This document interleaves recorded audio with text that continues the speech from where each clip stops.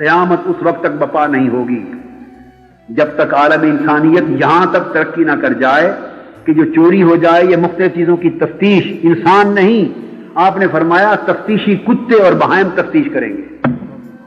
بولیے کوئی تصور کر سکتا ہے 1400 سال قبل کہ کتے اور بہائم تفتیش کریں گے؟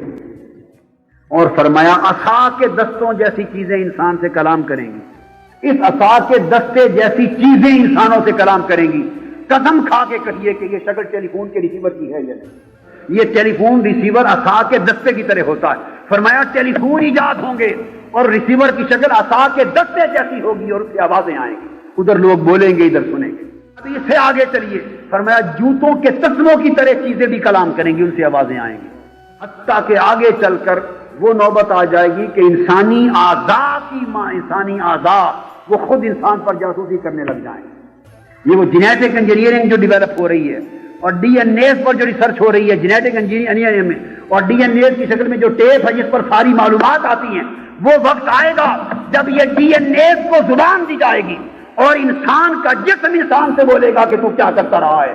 آقا نے فرمایا کہ قیامت کے آنے تک انسانی اعضاء بولیں گے، اور خدا نے فرمایا کہ قیامت کے دن انسانی عضو انسان کے اعمال پر گواہی دے گا۔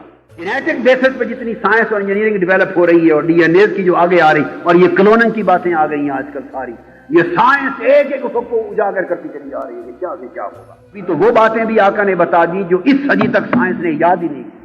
خود انسانی عضو بولے، نوبت آئی کوئی یہ نہ کہے کہ پچھلی باتوں کی تطبیق کر دی، میرے آقا نے تو جو آج تک نہیں ہوا اس کی سائنس کی بھی خبر دے دی کہ انسانی عضو بھی بولیں گے۔ یہ تو ثابت ہو چکا کہ ڈی این اے ایک ٹیپ کی طرح ہوتی ہے۔ انسائکلوپیڈیا بریٹانیکا کے اگر 10 لاکھ صفحے ہوں کہ 10 لاکھ صفحوں پر جتنا علم لکھا جاتا ہے اتنا ایک ڈی این اے کی پٹی پر آ جاتا ہے، اتنی بڑی نالج کا ذخیرہ بنتا ہے ایک سیل کے اندر۔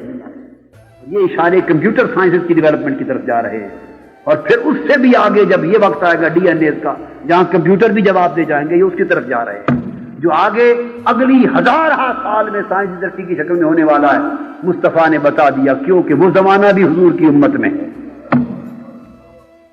جو کچھ ہو چکا یہ زمانے بھی آقا کی امت میں ہیں، اور جو آگے ہونے والا ہے وہ بھی حضور کی نبوت کے اور رسالت کے سائے میں ہے، وہ بھی امت میں ہے۔